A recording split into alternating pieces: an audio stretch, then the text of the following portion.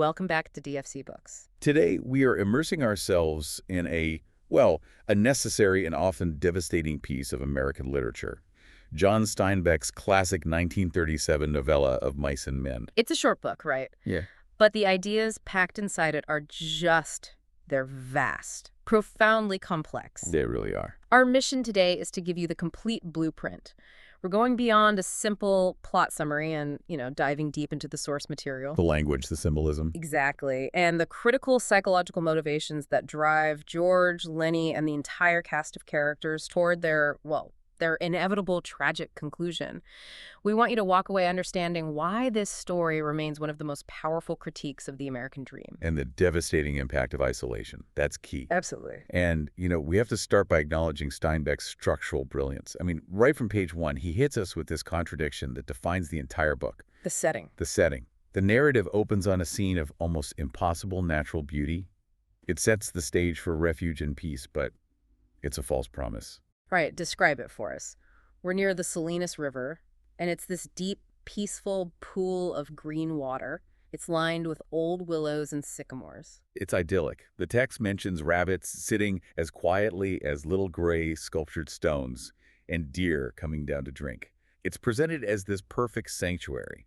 A place where itinerant laborers, or tramps as the book calls them, would jungle up for the night. A safe haven. It's a stunning contrast, though, because nature here is beautiful, it's cyclical, it's enduring, but that peace is immediately shattered by the intrusion of human struggle. George and Lenny enter. Exactly. They come in, dressed identically in denim trousers and coats, carrying their blanket rolls. They're moving from one place to the next, fleeing this unnamed shadow of trouble from the last town. And their entrance just imposes the harsh reality of the human condition onto the calm of the natural world, doesn't it? It absolutely does. Yeah. They're carrying the weight of their lives on their backs, and that weight is what makes their journey anything but cyclical in a good way.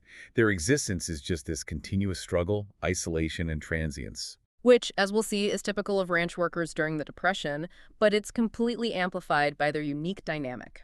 That's the perfect way to put it. Okay, so that brings us to Chapter 1. This is where we really establish their bond and, of course, the dream. Chapter 1 is just a masterclass in establishing character and foreshadowing. I mean, the sources give us this incredibly precise and telling physical comparison between the two men. It immediately lays out their roles. Let's start with George, then. George Milton. Right, George. He's described as the first man. He's small and quick, dark of face, with restless eyes and sharp, strong features. Steinbeck really emphasizes his hands, doesn't he? Small, strong hands, slender arms. He represents the sharpness, the quick wit, the planning. He's the intellect of the pair, the brain. And then you have Lenny Small. Whose name itself is just a perfect exercise in irony. Because he's anything but small. Exactly. He is a huge man, shapeless of face with large pale eyes and these wide sloping shoulders. His movement is heavy, almost primitive. It says he walks dragging his feet, the way a bear drags its paws. Yes. That animal imagery is so important. He's physically imposing, he has this massive unquantifiable strength, but mentally he is completely dependent on George. He imitates his every move. And that opening exchange tells us everything, doesn't it? Lenny just flings himself down at the river's edge. Ignores the risk, drinks from this scummy pool, and the book says he's snorting into the water like a horse. Which forces George to snap at him. Lenny, for God's sakes, don't drink so much. George is the eternal guardian, the voice of responsibility. He knows Lenny's limits, or, his lack thereof. We see that protective instinct immediately because he's carrying both their work cards. He just knows. He knows Lenny would lose his in minutes. Without a doubt. Their conflict right from the very start is this tension between George's immense frustration with Lenny and his profound binding responsibility to him. He gives that famous speech, that lament about how life would be so easy and so nice without Lenny. Oh, yeah. I could live so easy. He could go to a cat house, have a girl, eat what he wants. He sees the lonely but free existence the other men lead. But he's chosen this harder path, the path of guardianship. And this choice, I think, defines George. He is unique precisely because he has chosen belonging over freedom, companionship over ease. Which brings us to the critical motif that underpins the entire tragedy. Lenny's need to pet soft things. Yes. It seems so innocent, but it's just deadly. George forces Lenny to reveal what he's hiding in his pocket. And it's a dead mouse. Lenny tries to hide it, cleverly, saying, ain't a thing in my pocket. But his distress is immediate when George throws it away. He just wanted to pet it with my thumb while we walked along. That's his whole reason. It's pure direct foreshadowing, isn't it? It's perfect foreshadowing. That was great. Lenny's desire for tactile comfort, for softness, mice, puppies, velvet, even human hair. It's completely innocent. But you combine that with his massive, uncontrolled strength. And it becomes lethal. It becomes lethal. He keeps killing the things he loves, the very things he wants to protect. And this leads directly to why they're on the run in the first place. The trouble back in Weed. Right. George has to remind him, we run. They was looking for us, but they didn't catch us. But what exactly happened in Weed? Well, the Weed incident establishes this terrible pattern that governs their entire lives. Lenny saw a girl in a red dress, another soft, bright thing, and he wants to touch everything he likes. So he grabbed the dress. He grabbed it, she got scared, and started to struggle and squawk. And of course, because Lenny got scared, he held on harder. And the locals? The locals interpreted it as assault. It led to this mob mentality, and the two of them had to hide in an irrigation ditch until dark to escape. A potential lynching. The insight there is just crucial, isn't it? Lenny isn't malicious. He is just fundamentally misunderstood. Exactly. But in this harsh, transactional world, misunderstanding is just as dangerous as malice. And this constant threat of violence is the foundation of George's anxiety. And the reason for their constant vigilance. Which is why George provides the counterpoint to all that anxiety. The dream, this rhythmic, memorized recital that functions as their liturgy, their prayer. George describes it first, almost resentfully. But the words just flow so easily from him. Someday, we're going to get the jack together, and we're going to have a little house and a couple of acres and a cow and some pigs and Lenny finishes it. It's the only thing he really remembers with clarity. And live off the fat of the land. And he adds the most important part for him. And have rabbits. That's his paradise, tending the rabbits. This dream is their spiritual anchor. It provides Lenny with a sense of safety, a tangible goal. And for George. For George, it provides the only thing that differentiates them from all the other lonely transient ranch workers, he says to himself. Right. He sums up their unique bond. Guys like us that work on ranches are the loneliest guys in the world. They don't belong no place. But not us. But not them. We got a future. We got somebody to talk to that gives a damn about us. The dream is the externalization of their commitment to each other. And that commitment leads us to what becomes the most significant ultimate piece of foreshadowing in this chapter, the event that will dictate the entire finale. George looks around that peaceful spot, the little sanctuary by the river. And he makes Lenny repeat the emergency plan. Lenny, if you just happen to get in trouble like you always done before, I want you to come right here and hide in the brush. So for us, the most important event in Chapter 1 is not even the recital of the dream itself. It's the establishment of this physical escape route. It's a plan for failure. It is. This instruction, given on the very first night, it seals the fate of both men. It is George preparing for the inevitable failure of their hope. He's laying the groundwork for the ultimate act of protection he'll have to perform. Wow. So moving on from that calm, natural setting to the institutional world at the ranch, Chapter 2 immediately plunges us into the harsh reality of migrant labor. We enter the bunkhouse. And the bunkhouse is a physical manifestation of that transience and poverty. Steinbeck describes the whitewashed walls, the 8 bunks with their burlap ticking, the shelves made of apple boxes. Loaded with just sparse personal items, right? Soap, talcum powder, pulp magazines. It's a temporary structure for temporary men. It is, and George immediately senses the underlying harshness. He worries about pants rabbits, lice, when he finds a can of lice powder over his bunk. That detail just confirms the complete lack of dignity and hygiene that comes with their labor. And the first person they encounter really sets the tone for vulnerability. Candy, the old swamper. Tell us about Candy. Well, he's tall, stoop-shouldered, and, crucially, he's physically disabled. He's missing his right hand, lost it in a ranch accident. For which he received a $250 severance payment. That's an important detail for later. A very important detail. But his disability and his age make him the first character we meet who is immediately vulnerable to being can-fired when his usefulness runs out. And he's always with his dog. His ancient, virtually blind, stiff old sheepdog. It's described as being gray of muzzle. That dog is a complete extension of Candy. It symbolizes his own declining usefulness and his impending end. Candy also gives us some essential exposition. He introduces the racial divide on the ranch when he mentions the stable buck, Crooks. And he calls him a nigger, which is jarring but historically accurate language. We learn Crooks has a crooked back from a horse kick and lives separately because he's black. But we also learn he's intelligent, he reads a lot. Yes, that's set up early. Then the first encounter with authority is the boss, Right. And he's distinguished by his high-heeled boots and spurs. which Steinbeck specifically notes are there to prove he was not a laboring man. He's a man who delegates, he doesn't work, and he is immediately suspicious of George. He questions why George takes so much trouble for another guy. Because in this lonely, brutal world, companionship is unnatural. It's often seen as some kind of deceit. People assume you're trying to pull one over on them. That suspicion forces George to lie, to craft that story about Lenny being his cousin. That he got kicked in the head by a horse as a kid. This fabrication is a vital tool for survival, but it instantly raises the stakes. George is now committed to a story that protects Lenny, but also makes George himself look like this kind of eccentric guardian. And the tension just shoots up with the arrival of the boss's son, Curly. Oh, Curly. He is a thin young man, tightly curled hair, also in the high-heeled boots, and he is just defined by his insecurity and his pugnacity. He's handy, we're told, a boxer who made the Golden Gloves finals. And his primary characteristic is his hatred of bigger men, which all stems from his own small stature. His body language is just aggressive and deliberate. His arms are bent at the elbows, hands close into fists in this slight crouch. He's looking for a fight. Always.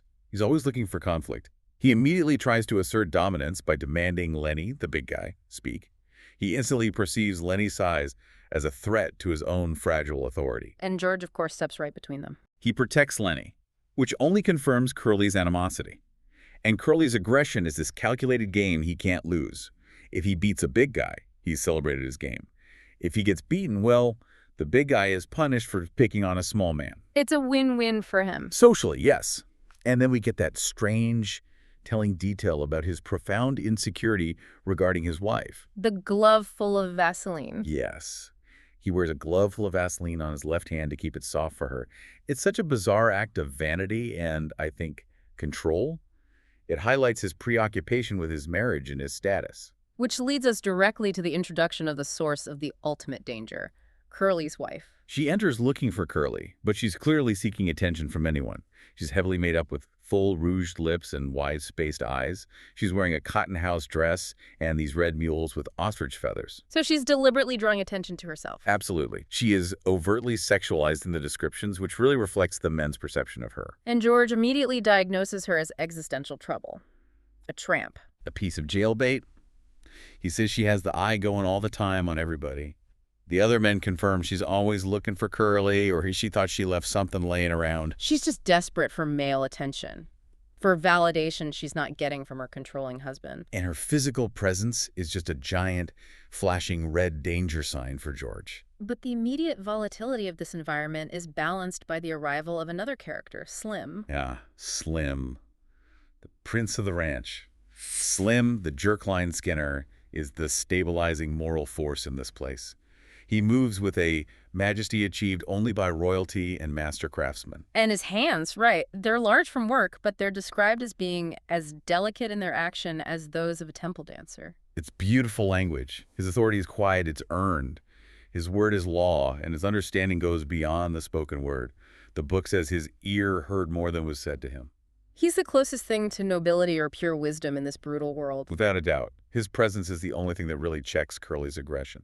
So if we look at that immediate escalation of conflict, what do you see as the key event here? For me, the most important event in Chapter 2 is the threatening confrontation with Curly, immediately followed by the appearance of his wife. It's that 1-2 punch of danger. And this forces George to lay down a strict defensive rule. It defines their immediate survival strategy. He tells Lenny, "You keep away from Curly, Lenny," and more urgently, "Don't you even take a look at that bitch." He understands the dual danger right away. Curly's jealousy combined with Lenny's inability to control himself around softness. Precisely. And the chapter ends with Lenny again reciting the escape plan. Hide in the brush by the river, down in the brush by the river. The threat is established, and the solution is already memorized. Okay, so that brings us to Chapter 3, which is arguably the structural heart of the whole novella. This is where the theme of loneliness and the hope of the dream, They just reach their absolute peak before tragedy strikes. It really is the turning point. The setting is the bunkhouse, the men are playing cards, and you get this brief sense of temporary community. And the chapter opens with a deep, revealing conversation between George and Slim. Slim's presence just invites honesty. He asks George why he travels with Lenny, and he notes how unusual their bond is. He says, ain't many guys travel around together. Maybe everybody in the whole damn world is scared of each other. That's a huge line. It's a thesis statement for the whole book. And this is where George just unburdens himself. He details their history growing up together. Aunt Clara raising Lenny, Lenny following him after she died. But more importantly, he reveals his guilt. Yes, he recounts how he once tormented Lenny, telling him to jump in the Sacramento River just to feel goddamn smart. Lenny, who couldn't swim, almost drowned. And George was just horrified by his own cruelty and Lenny's complete trusting obedience. That moment scared him straight into his role as guardian. It did. And he also shares the full story of what happened in Weed, clarifying to Slim that Lenny never hurt her. He just wanted to touch that red dress like he wants to pet them pups all the time. And Slim, as the ultimate judge of character, gives George the validation he needs. He confirms George's assessment that Lenny ain't mean. And this confession really establishes George's moral complexity. He complains constantly, but his commitment is rooted in this profound sense of guilt and, I think, love. But the narrative quickly pivots from this moment of intimate human connection to an act of cold, necessary cruelty. The death of Candy's dog. Carlson, who is this rough, practical ranch hand, he insists that the old dog has to be shot. It's blind, toothless, it suffers from rheumatism, it stinks terribly. Carlson's argument is that keeping it alive isn't kindness, it's cruelty.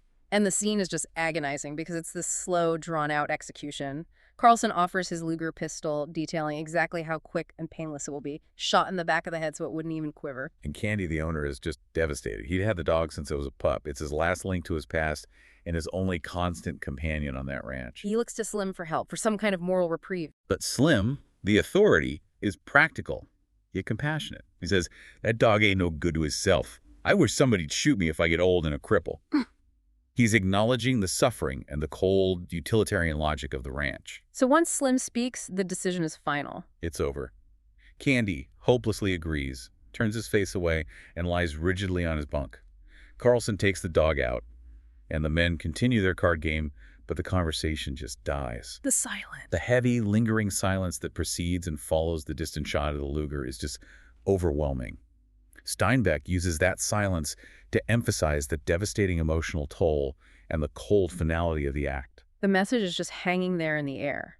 Utility dictates life. When you are old and sick and useless, you are eliminated. Which is the direct psychological trigger for Candy's desperate action that follows.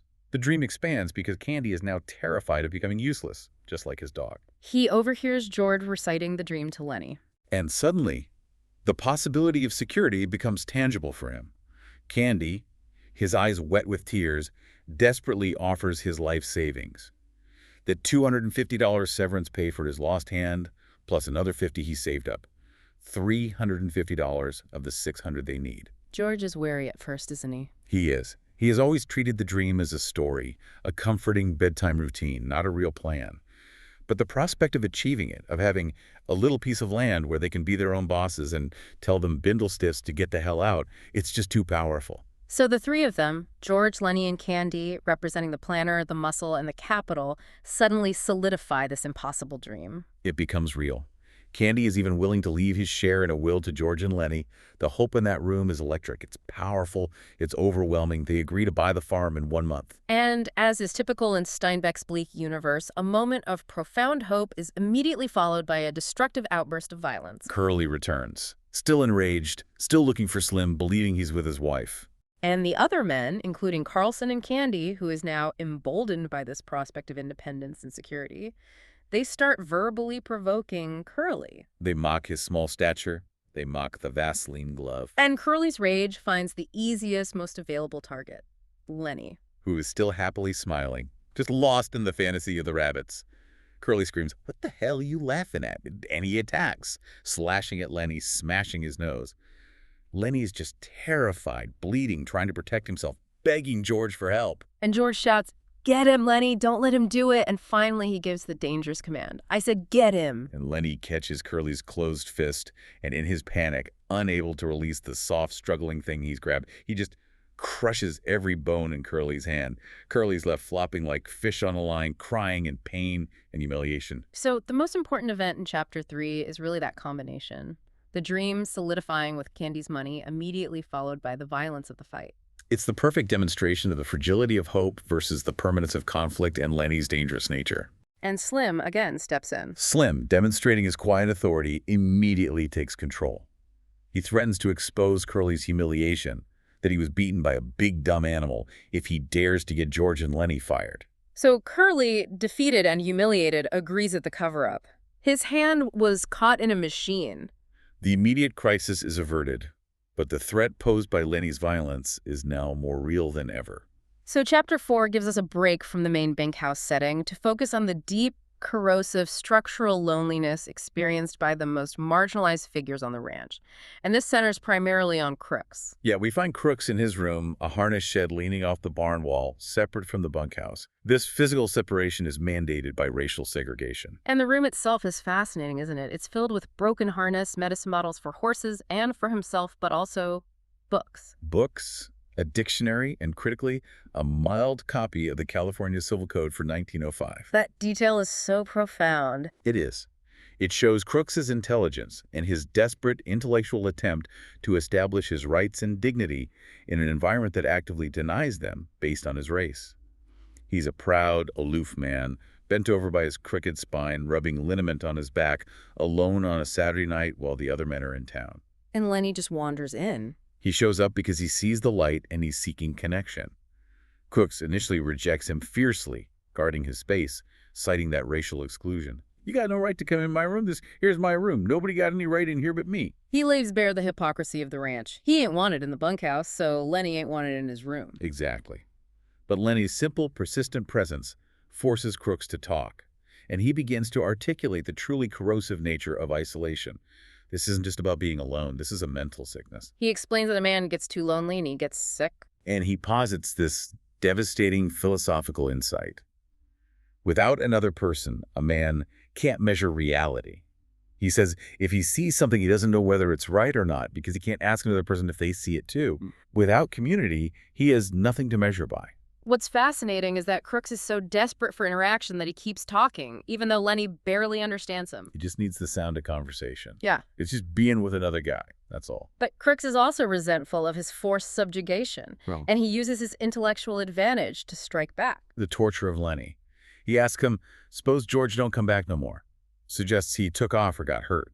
He knows this strikes at Lenny's deepest, most central fear, abandonment. And Lenny's reaction is explosive. It's terrifying. He grows quiet, then dangerously enraged, demanding, "Who hurt George?" And Crooks, seeing the giant's potential for uncontrolled violence, just shrinks back instantly. He retracts the threat. "I was just supposing. George ain't hurt. He's all right." This exchange really confirms a horrible truth of the ranch hierarchy, doesn't it? The weak can only safely torment the weaker. But if the vulnerable possess a greater hidden power, like Lenny's strength, the tormentor immediately retreats. And once that immediate threat is gone, Candy arrives, and the shared conversation leads to Crooks's inclusion in the dream. Candy tells Crooks about the land and the money.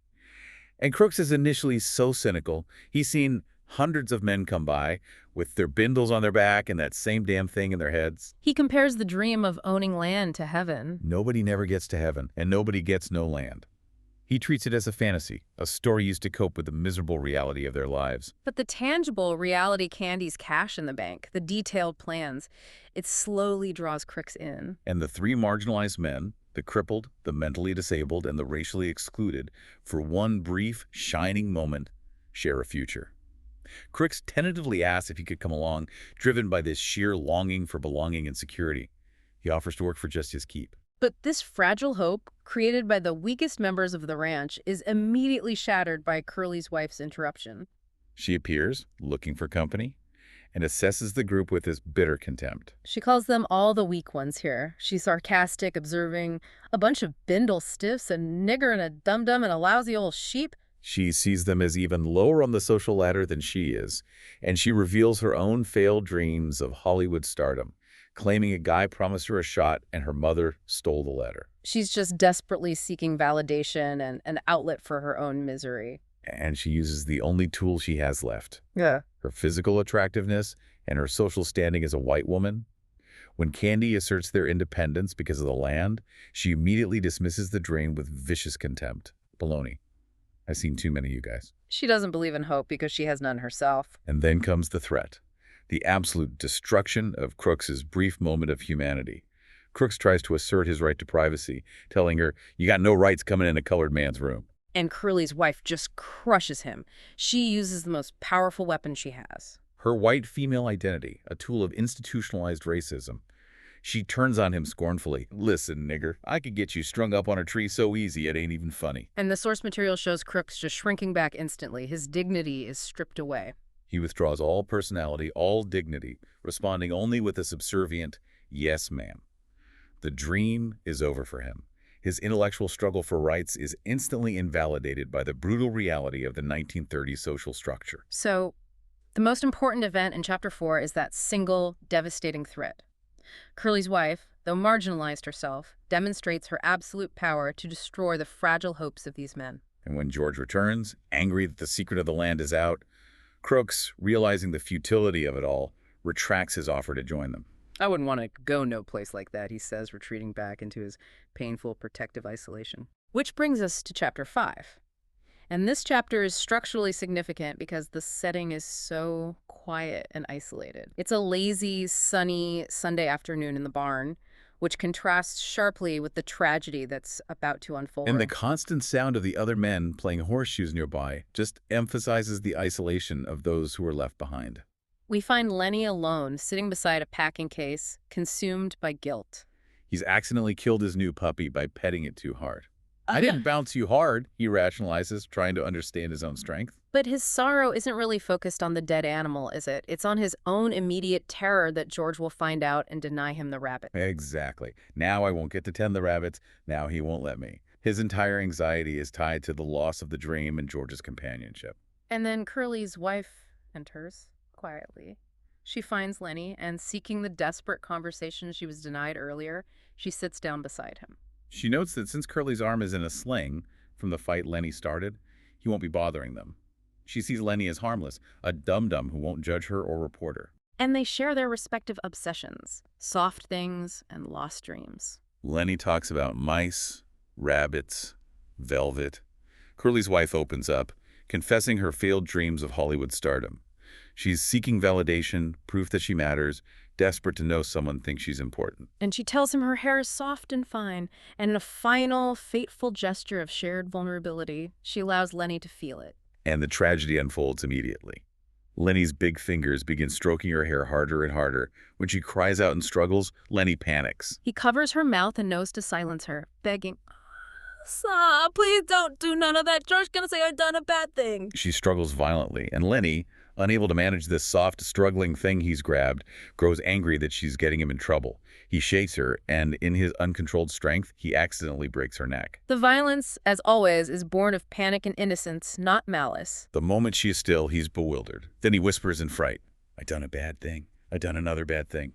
And he immediately remembers George's instruction from Chapter 1. Hide in the brush till he come. He covers her body with hay and disappears into the safety of his memorized plan, taking the dead puppy with him. The discovery is made by Candy first. George arrives shortly after, and Candy's immediate reaction is pure, intense, visceral grief.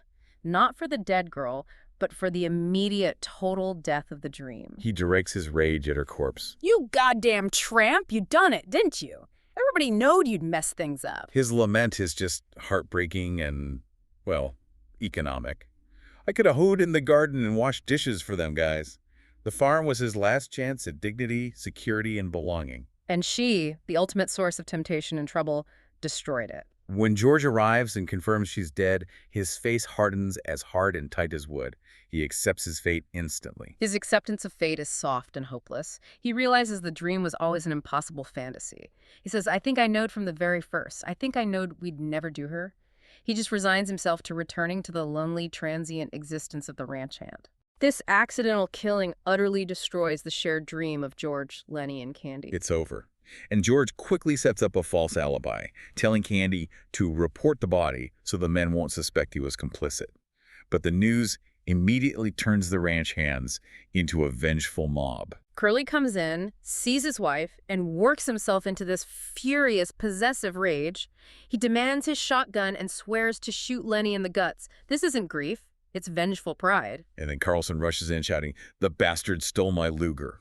And George, knowing Lenny wouldn't have taken the gun because he's incapable of that kind of premeditation, he immediately understands that the pistol is now his responsibility. It's his final act of care and control. He volunteers to join the hunt, masking his intention to find Lenny first and execute the final necessary act of protection.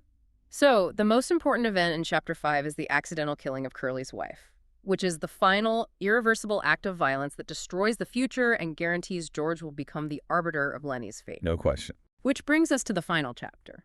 Chapter 6 provides this devastating sense of structural and thematic closure, returning us precisely to the peaceful riverbank setting from Chapter 1. The deep green pool near the Salinas River. But the tranquility is immediately broken by a natural scene of predatory violence. A heron lancing down to pluck a water snake out of the pool and swallowing it whole. The cycle of the strong preying on the weak. The immediate elimination of the vulnerable. It's nature's constant. Steinbeck uses this moment to suggest that the violence about to unfold is as much a natural, inevitable consequence as the snake being eaten. And Lenny appears silently. He finds the hiding spot George instructed him to use 5 chapters ago. He's terrified, but he's also proud that he followed the emergency plan perfectly. His fear and his immense internalized guilt immediately manifest as these vivid, physical hallucinations. And these delusions are crucial because they reveal that despite his mental limitations, Lenny understands he is a burden. First, a vision of his Aunt Clara appears. And she criticizes him sharply, but in Lenny's own voice. "I told you and told you, but you don't never take no care." She reminds him specifically of George's sacrifices, the bigger piece of pie, all the ketchup, and how George could have enjoyed himself in a pool room and played snooker, if not for him. And then the more terrifying delusion, a gigantic rabbit. This massive projection of his deepest fear just scorns him, using crude language to say he's unworthy of tending rabbits and predicting George will abandon him after beating him severely. These hallucinations are the psychological manifestation of Lenny's greatest fear. Losing George and the dream. George arrives quietly. He finds Lenny exactly where he was told to hide, and the sounds of the approaching vengeful mob are drawing closer. Lenny immediately begs George to recite the dream one last time. This isn't just a request for a story, it's a plea for reassurance of their bond, a final anchoring ritual. And George initially speaks the words woodenly. He's tired and broken, lamenting the lonely life he could have had. But Lenny demands the full recital, the one that guarantees their bond. "Tell about us now." And George complies, realizing this is the last loving act he can perform for him. This is the act of mercy. It is. He forces Lenny to turn away, instructing him to look across the river, and he paints the most detailed, beautiful vision of their future farm possible. The cow, the pig, the alfalfa for the rabbits. He gets Lenny fully immersed in his ultimate vision of paradise and safety. And while Lenny is giggling with happiness, George pulls out Carlson's Luger. The same pistol used to execute Candy's dog. The parallel is deliberate and heartbreaking. He brings the muzzle close to the back of Lenny's head, at the place where the spine and skull were joined, executing the shot quickly and mercifully. He confirms to Lenny in their final moments that he's not mad, and never has been. The shot crashes up the hills, ending the dream in Lenny's life in the same instant. George has sacrificed his own dream, his chance at freedom, to grant Lenny a peaceful, final vision. Protecting him from Curly's planned vengeance, which would have been a slow, gut-shot death, infinitely more cruel. So the most important event in Chapter 6 is George's choice. This deliberate, profound act of love and responsibility is the final, heartbreaking element of their bond.